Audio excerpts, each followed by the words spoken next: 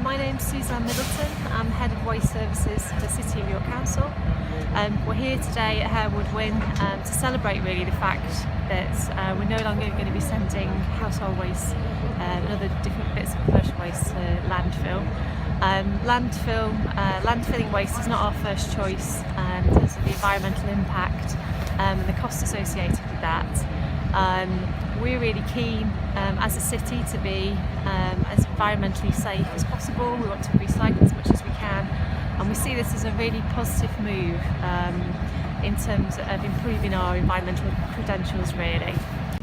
I'm Callum Duff, the Aftercare and Restoration Manager at Yorwaste. I look after the closed landfill sites at Yorwaste, and obviously we're here today to really kind of big landmark moment that the final load went into HAREWOOD WHIN.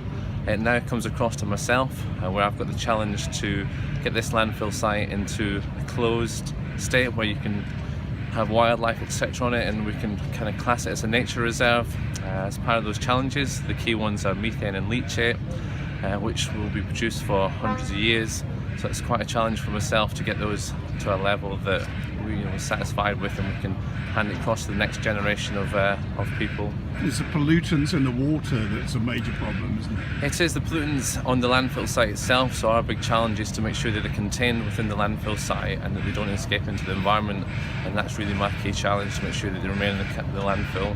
Well, what do you think it'll look like around here in 100 years' time? 100 years' time, I'd like to think there's lots of trees, wildlife, and that if you walked past it you wouldn't realise it was a landfill site. That's really where we want to get to. And no place for the seagulls, probably? No place for the seagulls, no. Hopefully different types of species rather than the seagull in the landfill. Their food source will be taken away. It will be, yes, and hopefully various birds of prey, different kind of your deer etc that we can have in the landfill. And I'm with Councillor Andrew Waller now, who's the Executive Member for Environment on the City of York Council. This is a very historic day, isn't it, for this site and for the future of waste in the city? Well, it is. It's noting that we're stopping landfilling our waste, that whilst we're trying to increase the amount recycled, there's still always going to be that residual amount that needs to be dealt with, and we're taking it to Allison Park for the residual bits of recycling to be taken out, the food waste to be digested, and then energy from waste generating electricity. Now, the Greens have said over the last 24 hours that this actually isn't an environmental advantage, because incineration is hardly environmentally friendly and it's hardly that popular either. Well, the landfill system is the worst option, and that is recognised by environmental groups in the UK and in the rest of Europe. So this is taking a step forward.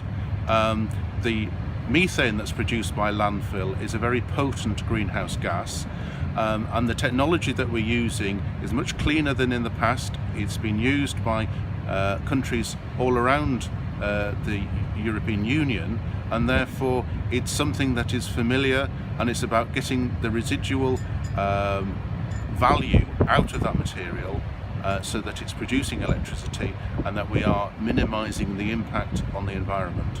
But you think it's the best of a set of worst options?